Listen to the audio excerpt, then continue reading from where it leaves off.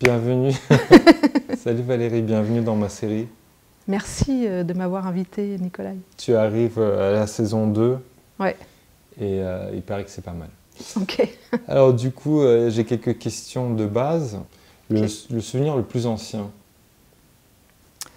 École maternelle, je m'assois sur le rebord de la fenêtre, je dois être en petite ou en moyenne section.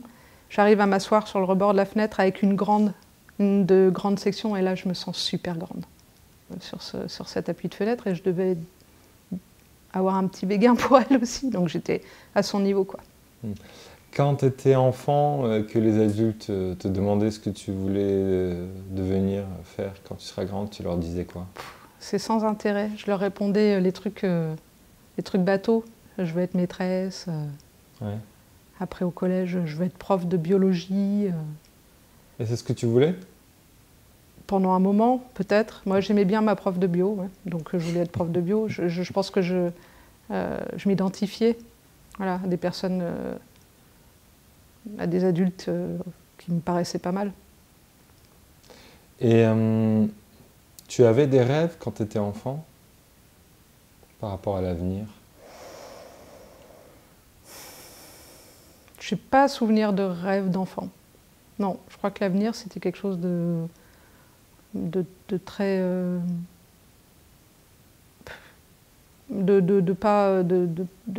Oh, c'est intéressant.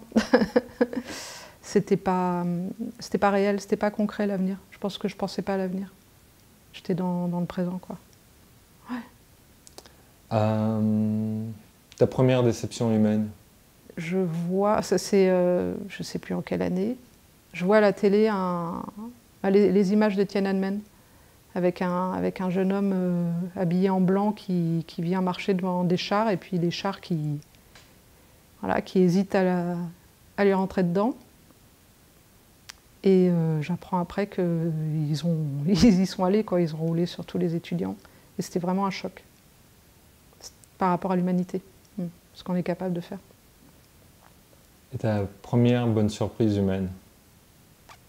J'en ai pas de première, mais les bonnes surprises humaines, je pense que c'est enfant, quand des adultes s'intéressaient à moi pour de vrai, pour de bon.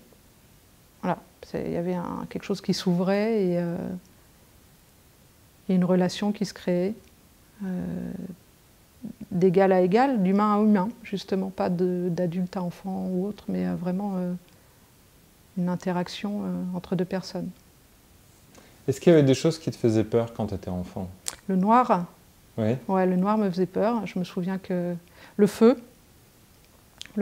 les incendies, les feux d'artifice aussi quand j'étais petite, je craignais que les bombes retombent sur les gens, quoi, et qu'ils crament. Ouais, je dirais le noir et le feu. Si tu rencontrais un extraterrestre qui te demandait d'expliquer ce que c'est l'humanité, tu lui dirais quoi? Le pire et le meilleur, c'est con. Et ce serait quoi du coup? Le meilleur, par exemple. Le meilleur, ouais, en tant qu'à faire. L'art, l'empathie, l'amitié, ce dont on est capable lorsqu'on peut être soi-même parmi d'autres personnes qui sont elles-mêmes. Ouais, le meilleur de l'humanité, c'est pouvoir créer la beauté, le bonheur, le lien, et je dirais presque la symbiose avec l'environnement, si c'est possible. Et le pire? Le pire, c'est le pire de l'humanité, c'est la veulerie, la vanité, la soif de pouvoir, l'égotisme, le sentiment d'être sur cette terre pour dominer le reste, des animaux, des végétaux, enfin, tout s'approprier.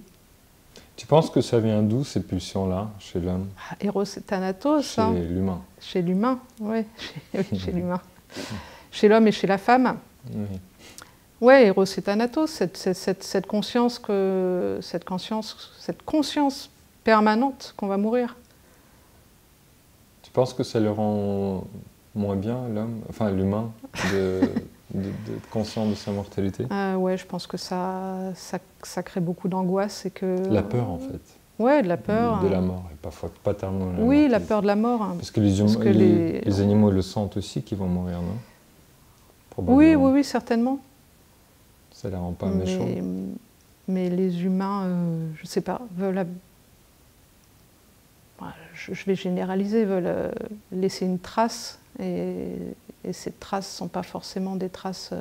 Nobles. Ouais, c'est ça, nobles. Ouais. Si tu pouvais retourner à un moment difficile de ton adolescence, ou ton enfance, ta jeunesse, quel conseil tu voudrais te donner? Aime-toi, fais-toi du bien. Ouais. Tu peux me donner la définition de l'amour? La définition de l'amour? Mais Nicolai, franchement, il n'y a pas de définition de l'amour. Mais la tienne alors. La mienne, je ne sais pas si j'en ai une. Aimer l'autre tel qu'il est. Et l'aimer voilà, c'est ça. Avec ses propres possibilités d'amour. C'est pas facile. Le contraire de l'amour, ce serait quoi? Voilà, le contraire, je sais pas, la haine, quand il y a de la haine, c'est qu'il y a de l'amour. C'est plutôt la peur, non? Je dirais. Ah, le contraire de l'amour. Peut-être le désintérêt. L'indifférence. Ça, c'est... Pas mal. Ça, c'est dur.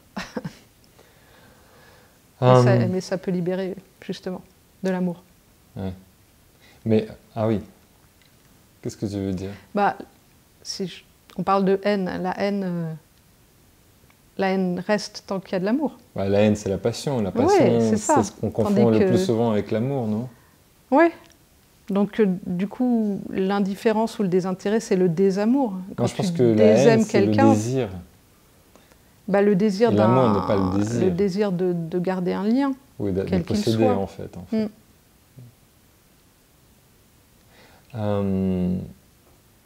Lorsque tu rencontres des gens que tu ne connais pas et qu'il est question de te présenter, comment tu procèdes? Je pense que ça dépend de l'environnement dans lequel je les rencontre. Je peux me présenter en tant qu'artiste. Après, ça dépend de ma fonction à ce moment-là. Si je suis avec un de mes enfants, je peux me présenter comme sa mère.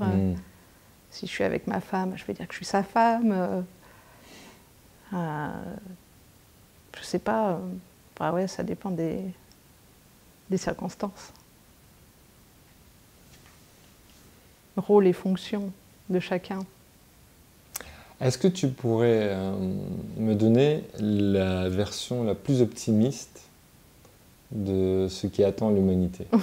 Vraiment fantasmer une sortie heureuse et glorieuse pour l'humanité de cette crise. Une sortie heureuse déjà, glorieuse. Tu décris les 100 prochaines années où tout s'arrange. Alors, une prise de conscience de la société civile, des nécessités de changement, et cette société civile qui arrive à convaincre les politiques d'agir avec elle, création de nouveaux métiers, de nouveaux modes de vie, synergie entre les gens, que chacun retrouve au final de la joie de vivre et sorte un peu de la roue du hamster. Je pense que quand j'entends parler la jeunesse qui vraiment a envie politiquement de faire changer les choses, tous les projets qu'ils ont dans la tête, je me dis c'est réalisable et chacun y gagnerait. Alors peut-être que quelques centaines de personnes ne seraient pas très contentes, moins dominées, mais c'est pas le souci en fait. Une agriculture qui permet à chacun de manger à sa faim? C'est déjà le cas. Non. Ça permet, mais théoriquement. Théoriquement, On oui. brûle, Bon, hein, on parle des famines dans la Corne de l'Afrique, Ouais, par bien exemple. Donc, quand je parle de chacun, c'est... Il y a sur la planète de quoi nourrir en fait tous les humains sans détruire les écosystèmes, sans détruire les humains à la tâche aussi pour un certain nombre. D'accord, donc Ouais. on mange tous à notre faim. Ouais. Il Y n'y a a pas de guerre. Plus de Il n'y a guerre. plus de guerre. Il y a des tas de créations de modes de vie en fonction de ce que chaque personne, de ce à quoi on aspire en fait. Il y a des gens qui ont envie de vivre en communauté, d'autres plus de manière plus individualiste.